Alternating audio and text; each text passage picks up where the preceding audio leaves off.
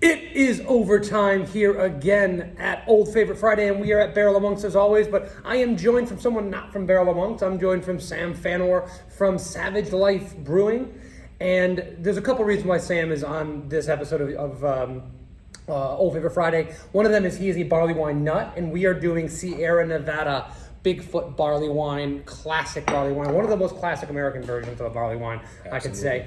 And also, Sam, we actually just did a podcast together for United We Drink. We've been seeing a lot of each other. We just did a collaboration beer in We Who Remain an Imperial Pilsner. So I'm actually happy to hang out with you. We hit the trifecta. Let's do absolutely everything we can. I do want to get your experience with this beer. We've talked about it. You've said that this was a beer that you really enjoyed in the past.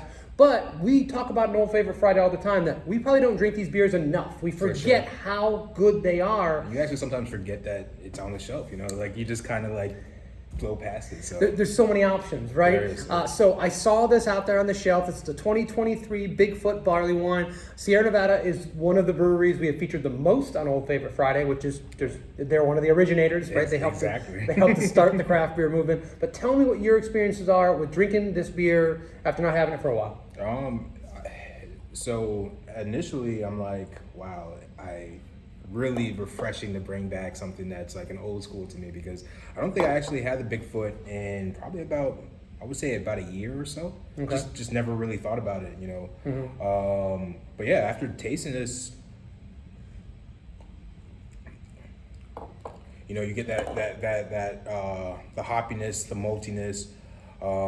It's just delicious. Overall, just a delicious beer. And it kind of just brings me back to like the first time I actually tried this. And the first time me personally trying it was in 2017. Okay. And it just brings me back to loving why I fell in love with craft beer and Sierra Nevada, obviously.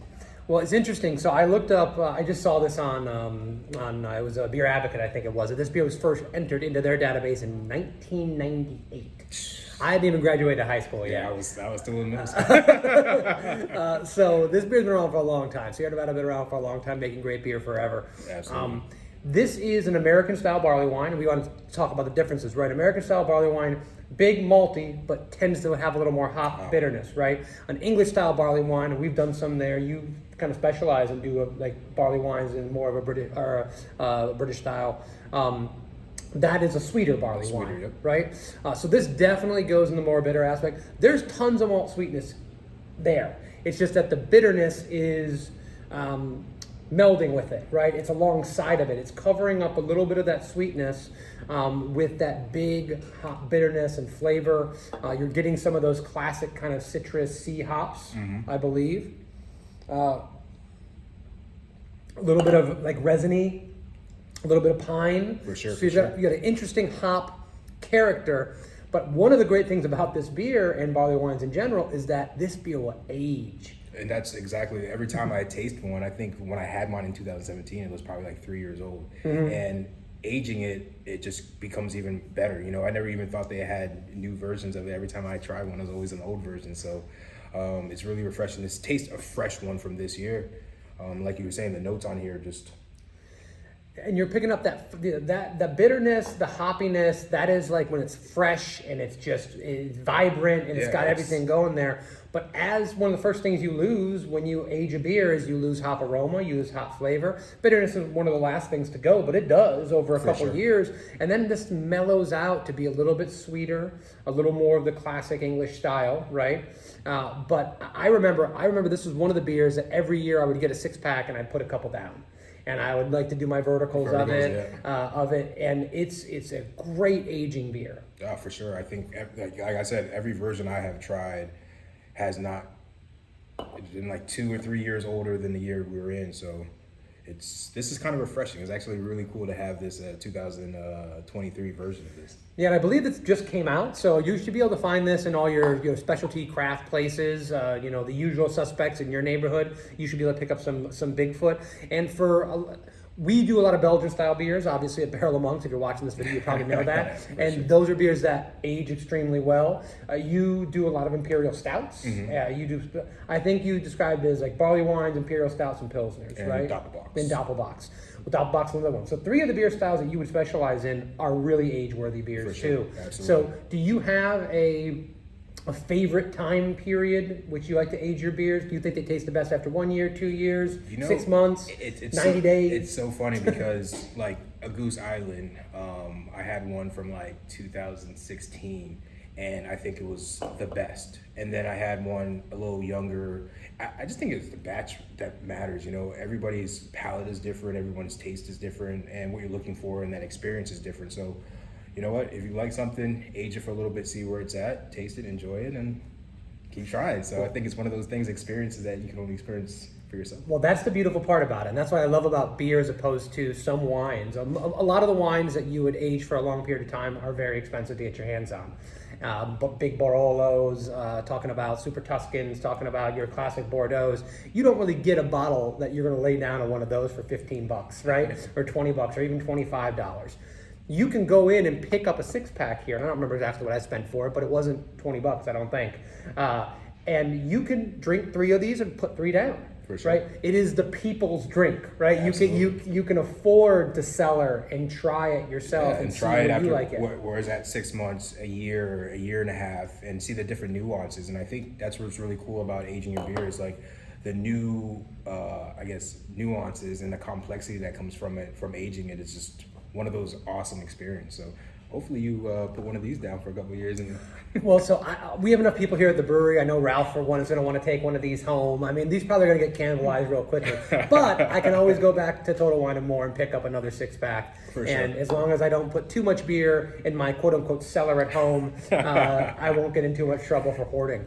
I But get in trouble for that all the time. Check out my fridge. thankfully, also, I do have a brewery here that I get to store a lot of stuff in, so maybe I should just keep it here. That works. This is absolutely delicious. Once again, Sierra Nevada, we have featured Torpedo, Pale Ale, Celebration. I wish I could find Kellerweiss. I don't know if they make it anymore. I'd love to feature that one. Their porter was wonderful.